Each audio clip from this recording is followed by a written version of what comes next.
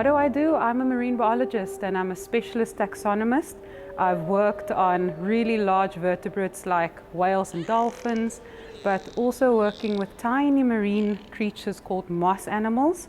And yeah, I enjoy them a lot. There's a lot we can learn from them.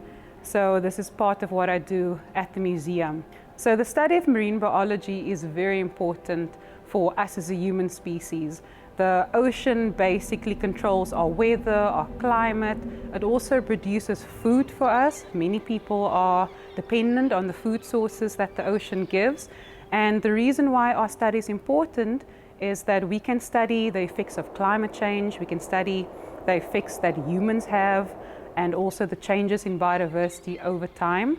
And what makes my field interesting, the fact that I'm a specialist taxonomist working on tiny bryozoans or moss animals, is the fact that they make up of a larger group called marine invertebrates, and they play a big role in the small food web of our oceans. So we have creatures that eat on marine invertebrates and larger creatures eat on them.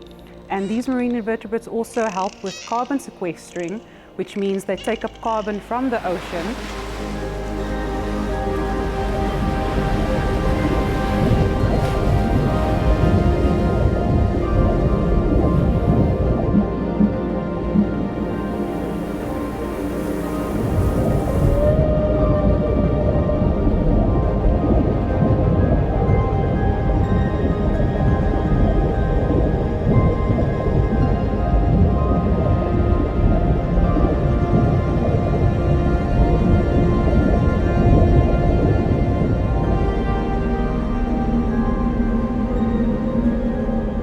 I do research here at the museum, and my research focuses on very small little organisms, or the fossils of these small little organisms that live in the oceans, and we call them foraminifera.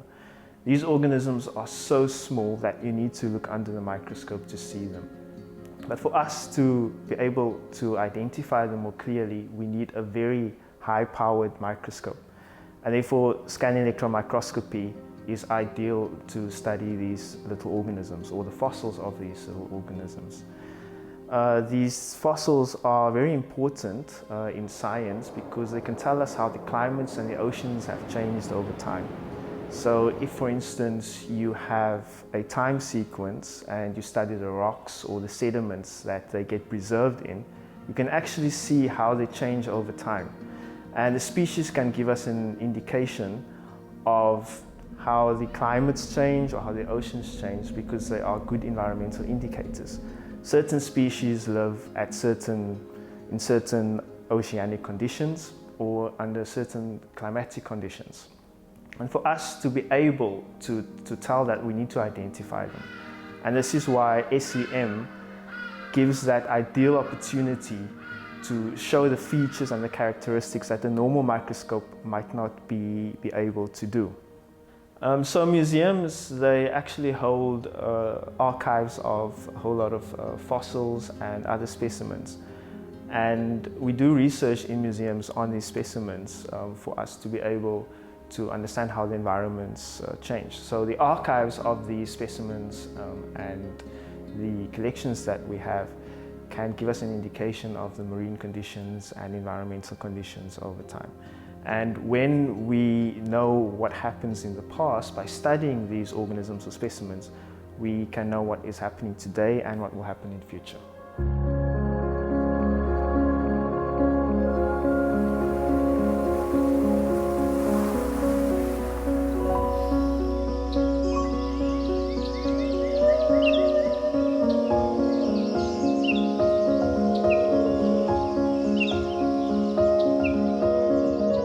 So SEM, scanning electron microscopy, is what we are busy with at the back here.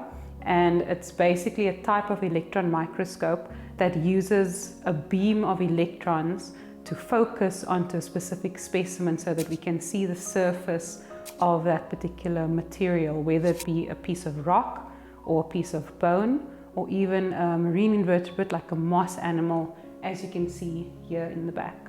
So the main difference between a light microscope that we normally see in our laboratories is that a light microscope uses light or visible light to look at a specimen, while SEM, or scanning electron microscope, uses a beam of electrons to basically scatter that image back to you. And that's the main advantage of an SEM. We can get a much better resolution and a much higher magnification with a SEM rather than a light microscope. In fact, the resolution for a SEM is 100 times better than for a light microscope. So already we can see that smaller structures that we won't be able to see under a light microscope, we would be able to see under the SEM. The normal process when I prepare a specimen is, especially when it comes to my specimens here, which is in this case on a piece of muscle, we first have to bleach the specimen. So I bleach it in a diluted solution of normal bleach, and that just takes off all the organic matter that's on the actual material. And then you take it to an oven to dry, or you can let it stand overnight. Then you can also use the gold palladium sputter coater. So sputter coater is really cool. They basically have to sputter the whole specimen with this gold palladium mix. That makes the surface of the specimen much more reflective, and therefore you get a really clear image when you use it under SEM.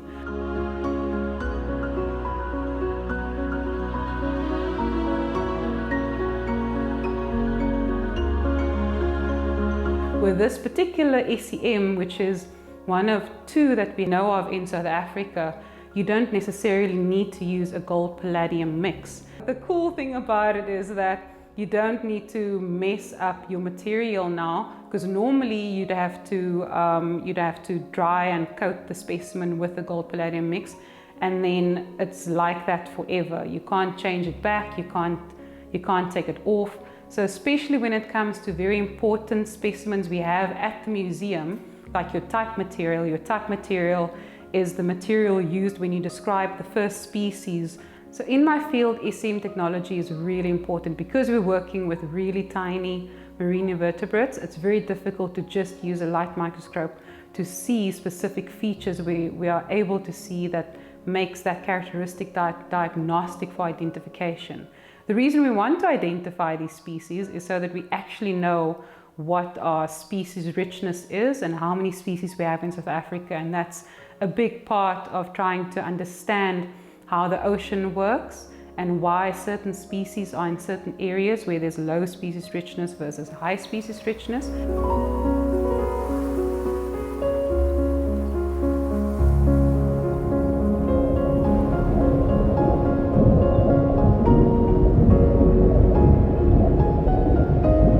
The specimen right here was drawn with the hand by using a light microscope. You can see the features is much more, and the resolution's much better when it comes to using SEM technology. And for that reason, it's very important in my field to actually use these diagnostic features to identify the species that we have.